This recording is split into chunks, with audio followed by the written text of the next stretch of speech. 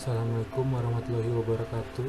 Nama saya Sahandu Cahaya Saputra dari kelas G NPM 200.293 Fakultas Hukum Universitas Pasundan.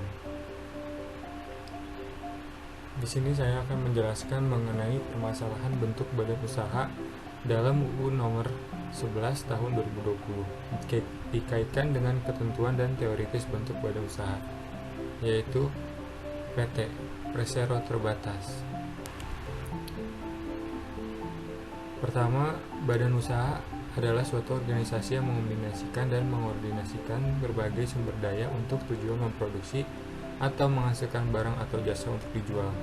Pengertian PT secara umum adalah suatu unit atau badan usaha berbadan hukum yang mana modalnya terkumpul dari berbagai saham, dan setiap pemiliknya memiliki bagian dari banyak lembar saham yang dimiliki oleh masing-masing investor.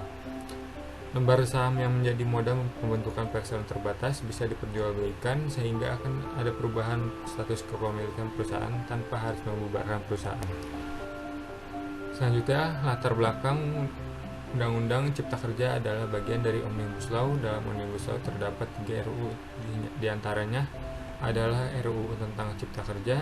Secara substansi, RUU Cipta Kerja adalah paket Omnibus Law yang dampaknya paling berpengaruh pada masyarakat, terutama pada pekerja yang ada di Indonesia. Hal tersebut mengakibatkan banyak penolakan dari buruh-buruh yang ada di Indonesia. Identifikasi masalahnya. Apa perbedaan pendirian Persero Terbatas dalam Undang-Undang Nomor 11 Tahun 2020? Menurut Sujono Dirjosisworo, Persero Terbatas atau PT adalah badan hukum yang didirikan berdasarkan perjanjian, melakukan kegiatan usaha dengan modal dasar yang seluruhnya terbagi dalam saham, dan memenuhi persyaratan yang ditetapkan dalam Undang-Undang Nomor 40 Tahun 2027, sebagaimana telah diubah dengan serta peraturan pelaksanaannya. Menurut KBBI, badan usaha adalah sekumpulan orang dan modal yang mempunyai aktivitas yang bergerak di bidang perdagangan atau dunia usaha atau perusahaan. Perseroan Terbatas atau PT adalah suatu persekutuan yang terdiri dari 2 orang atau lebih yang masing-masing mengambil suatu saham atau lebih. Modal persekutuan terbagi menjadi saham-saham, melakukan perbuatan pada jumlah modal yang mereka masukkan, bertujuan dalam usahanya memperoleh laba dan membagi laba yang diperolehnya itu. Syarat pendirian Perseroan Terbatas. Menurut pasal 7 ayat 1 Undang-Undang Perseroan Terbatas, perseroan didirikan oleh 2 orang atau lebih dengan akta notaris yang dibuat dalam bahasa Indonesia sebagai badan hukum dibentuk berdasarkan perjanjian.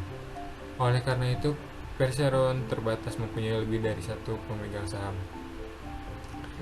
Dibuat dengan akta autentik di muka notaris. Perjanjian untuk membuat suatu perseroan harus dengan akta autentik notaris yang harus berbahasa Indonesia. Pasal 7 ayat 1. Perjanjian merupakan suatu akta pendirian yang sekaligus membuat anggaran di dasar yang telah disepakati. Modal dasar perseroan paling sedikit adalah 50 juta rupiah.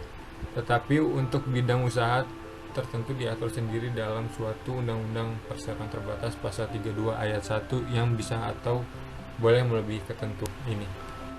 Pasal 109 angka 2 Undang-Undang Cipta Kerja menyatakan bahwa kewajiban mendirikan PT oleh 2 orang atau lebih tidak berlaku bagi: pertama, perseroan yang seluruh sahamnya dimiliki oleh negara; kedua, BUMDes; ketiga, badan usaha milik daerah; 4, perseroan yang mengelola bursa efek, lembaga clearing dan perjaminan, lembaga penyimpanan dan penyelesaian, dan lembaga lain sesuai dengan undang-undang tentang pasar modal. 5, perseroan yang memenuhi kriteria untuk usaha mikro dan status badan hukum. Pasal 7 ayat 4 Undang-Undang PT. Perseroan memperoleh status badan hukum pada tanggal diterbitkannya keputusan Menteri mengenai pengesahan badan hukum perseroan.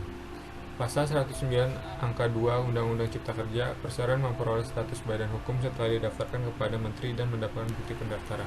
Hasil analisis melihat perbedaan kedua pasal dalam syarat pendirian PT. Jika melihat definisi dari PT, suatu persekutuan yang terdiri dari orang atau lebih yang masing-masing mengambil suatu saham atau lebih hingga modal persekutuan terbagi menjadi saham-saham.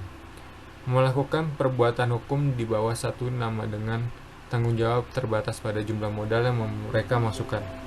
Bertujuan dalam usahanya memperoleh laba dan membagi-bagi laba yang diperolehnya itu. Dari definisi tersebut dapat dilihat bahwa pasal dalam UU Cipta Kerja sangat bertentangan dengan definisi PT.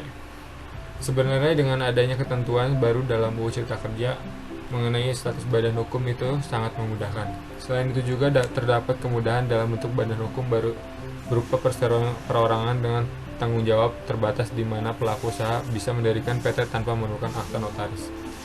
Namun dengan tiadakannya unsur notaris dalam pengajuan perseroan perorangan dinilai akan membuat pelaku usaha tidak akan mendapatkan ajaran pada saat menjalankan usahanya tersebut.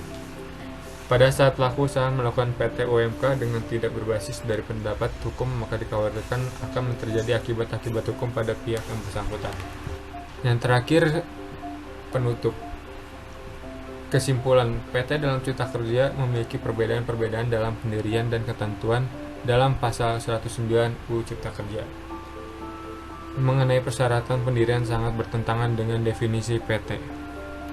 Sarannya dari penulis menyarankan agar lebih mengetahui lagi dari permasalahan tersebut mengenai persero dalam Undang-Undang Cipta Kerja.